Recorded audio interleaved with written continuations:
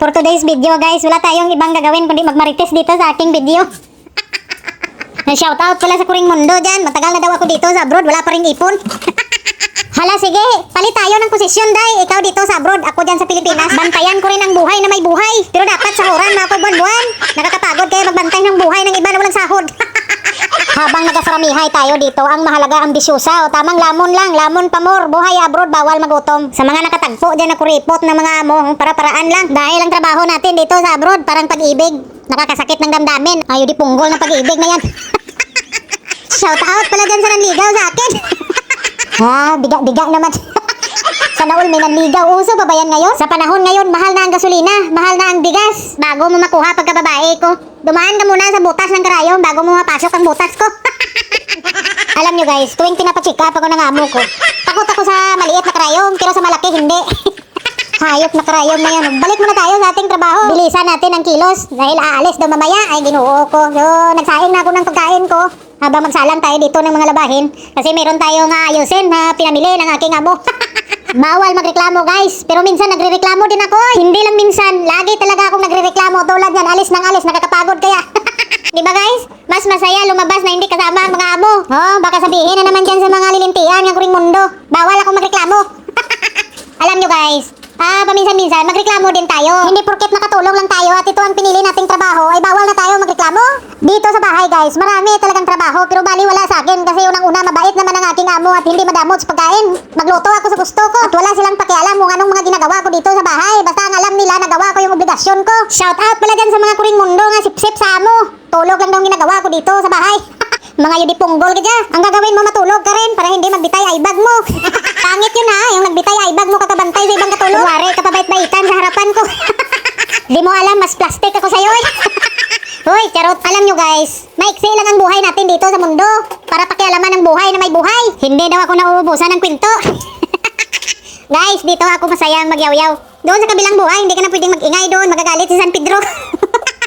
Kaya habang nandito pa tayo sa mundo, enjoy lang. Oh, ang ganyan doon, pagsabay ang pag-ayos ng mga pinamili, maglaba, maglinis, magluto, ano pa marami. Ganito mamili ang amo ko guys, meron din ako. Binilhan ako atay ng manok, kamote, bihon, marami lang mga cosmetics ko. Kaya kahit marami akong trabaho dito sa bahay, baliwala lang dahil na-appreciate ng mga amo ang mga ginagawa ko dito sa kanilang bahay. Pag sinabing trabaho, marami talagang trabaho. Kasi dito sa bagong bahay, 3 palapag. Iba yung pagod ko sa lumang bahay kaysa dito. Dito ramdam ko talaga na parang sumikip ng pagkababae ko hanggang 3 palapag. Akyat baba, araw-araw. Tapos sasabihin lang sa lilintian ng Kuring Mundo, tulog lang daw ginagawa ko dito sa bahay. Magawa ng content. Di kayo na. Pakialam nyo ba sa buhay ko kung matulog ako dito? Diba guys? Maiksi lang ang buhay natin dito sa mundo para intindihin ang mga guni-guni sa paligid. Ang mahalaga masaya tayo sa ating ginagawa sa araw-araw. Dati kasi guys, sumasakit ang ulo ko kakaisip sa mga problema, mga bayarin, mga nangyayari sa paligid. Iyo di punggol. Ngayon, wala nang puwang ang problema sa buhay ko. Problema na at mga bayarin ang mangonsume sa akin, mga difuta, mga yan.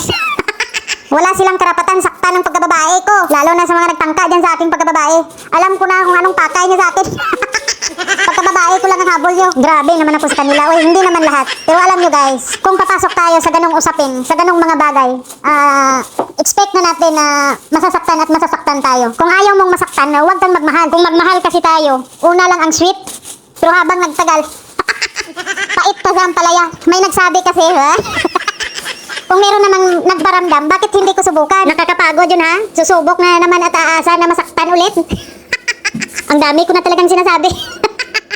Minsan kasi guys, may time na parang hindi na normal ang ating kaisipan, no? Siguro sa mga karanasan natin na hindi kaya-ayang pangyayari. Gayon pa man, lagi kong iniisip yan sa edad ko na to. Dapat lagi akong masaya sa buhay araw-araw. Ilang taon na ako ngayon, maiksi na lang ang natira kong buhay sa mundo para pag-isipan ng mga bagay-bagay na hindi naman nagkakatulong sa aking pagkababae. Ganito lang ang gagawin natin guys, oh. Ang trabaho, napagod, kumain. Hindi pwede trabaho lang ng trabaho, tapos walang kain. Sa mga nakatagpo dyan sa mga yudipunggol na mga amo, mga kuripot, ipaglaban natin ang ating karapatan. Diba guys? Pagod na tayo sa araw-araw. Nagtatrabaho tayo minsan 18 oras, tapos wala pang kain. Maraming nagsasabi na marami daw akong trabaho dito sa bahay. Puyat, kailangan ko daw humingi ng isang katulong. Para sa akin, okay lang, kaya ko. Baliwala lang sa akin ang pagod kasi dito sa bahay malaya akong makagalaw dito magtrabaho sa gusto ko na walang among nangingialam. Magluto ako sa gusto ko. O diba, yabang ko na.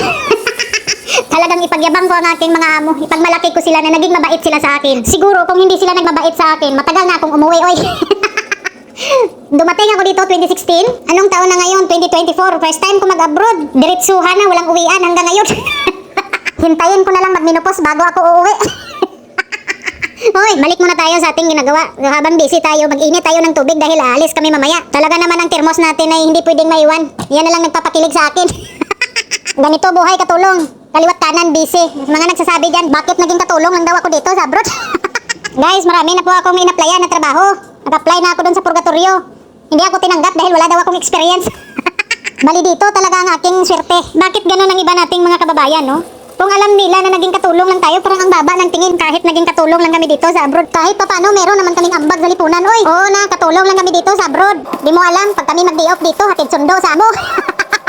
May baon. Bakit kasi ganun ang mindset ng iba, no? Tulad niyan, kung mag-flex tayo ng mga pinamili natin, sasabihin ng mga kuring mundo, ang yabang naman ito, kala mo kung sino. Katulong lang naman ang trabaho sa abroad. Pag uwi ng Pilipinas, sabihin, kala mo kung sinong mayaman, kumakain lang naman ang tira-tira ng mga amo sa abroad. Tiyo di ponggo. Guys, puro po trabaho ang ginagawa namin dito sa abroad. Kailangan din namin mag-relax. Alangan naman uuwi ko ng Pilipinas, nagatuwang-tuwang pa rin ako basura. Alam nyo guys, sa mga ganitong klaseng nilalang, kailangan din natin ipanalangin ang kanilang kaluluwa na hindi magkundinar ang ilang mga kalag. Sa ating ginagawa guys, no? Ngayon, preparar na natin ang ating kape dahil nga aalis kami at di ko alam kung anong oras kami uuwi dito sa bahay. Baka madaling araw na naman. Bahala sila dyan. Basta itong aking kape hindi maiwan. Maiwan lang ang mga amo. Basta itong aking termos buhay na buhay. Bahala na lang kaya mangyari pag maiwan itong termos. Ito na lang nagpapakilig sa aking pagkababae.